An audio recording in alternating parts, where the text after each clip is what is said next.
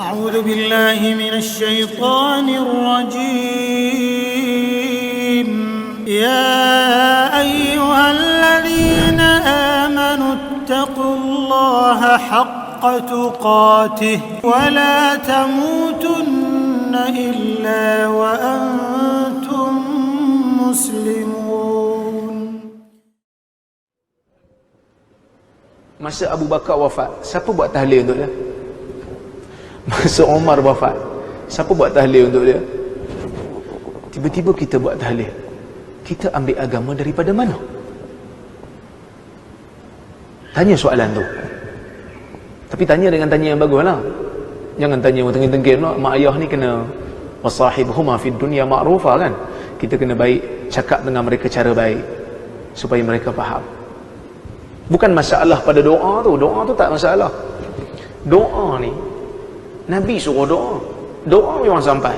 Doa kita pada sahabat kita sampai. Nabi bila lepas dia kebumikan jenazah sahabat, dia kata ud'u li akhikumut tathbit fa innahu al-an yus'al. Berdoalah kepada Tuhan supaya saudara kamu yang berada dalam kubur ini ditetapkan jiwa, kerana sekarang dia sedang ditanya. Doa okey, tapi susunan bacaan yang kita baca itu tidak ada dalam mana-mana hadis. Maka melazimi sesuatu ibadat yang bersifat khusus dengan kita percaya dia ada fadilat khusus memerlukan kepada dalil yang khusus. Kalau tidak, dia jadi bid'ah. Dia jadi bid'ah dalam agama. Tapi ustaz tak ada larangan pun. Larangan ada, iaitu Nabi kata apa? Wa iyyakum muhdatsatil umur. Jaga-jaga kamu dengan benda baru dalam agama ini. Itulah larangan. Itulah larangannya, larangan bid'ah. Ustaz, benda ni baik ustaz. Orang yang buat ni niat dia baik. Memanglah orang yang buat bid'ah ni semua niat baik. Kalau niat tak baik, itu bukan bid'ah, itu maksiat.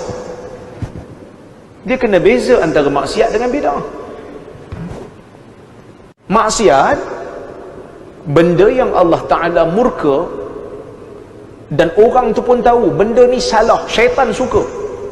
Zina, minum arak, dia pun tahu benda tu dosa. Tapi bid'ah ni dia bahaya sikit, sebab orang yang buat tu dia nak menghampirkan diri, tapi nak menghampirkan diri kepada Tuhan dengan cara yang tidak ditunjuk oleh Allah dan Rasul di dalam Quran maupun di dalam sunnah. Itu namanya bid'ah.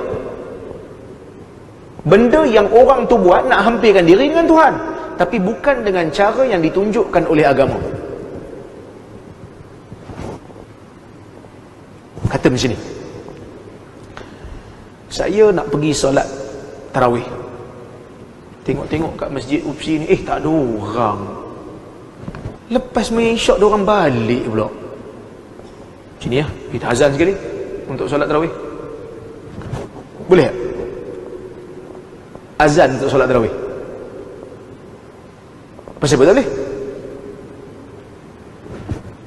Ada tak Nabi larang jangan azan waktu tarawih? Ada? Larangan khusus tak ada. Tapi ulama menyebut dia adalah bid'ah. Kenapa bid'ah? Kerana dia benda baru dalam agama. Siapa salah ustaz? Takkan azan masuk neraka? Dia bukan masalah azan tu, masalah kau menganggap itu benda baru dan kau rasa Tuhan suka. Di mana yang Tuhan kata dia suka?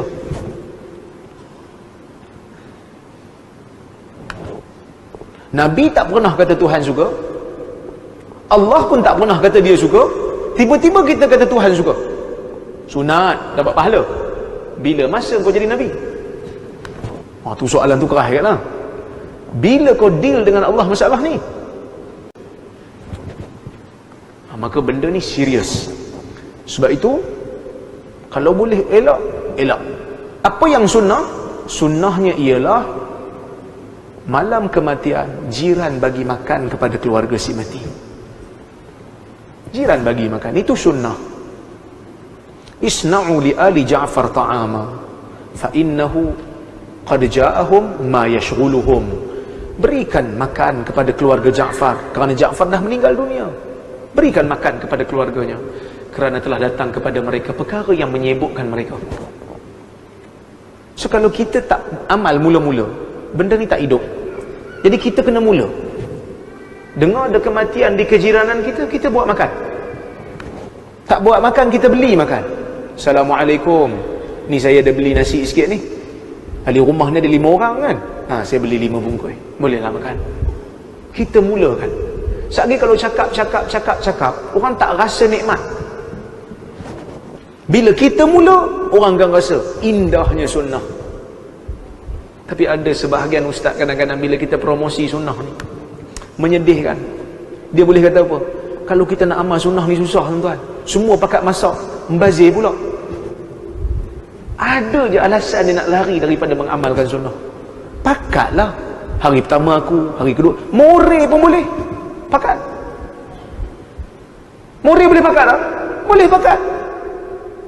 Yang Nabi sebut dalam hadis, man fattara sa'iman kana lahu misla ajri. Siapa yang memberikan orang yang berbuka, orang yang berpuasa itu berbuka, maka dia akan dapat pahala. Tak ada pula orang kata, kalau semua nak bagi orang buka, kenyang lah dia, gemuk dia, banyak membazir. Tak, kita boleh buat. More ada turn.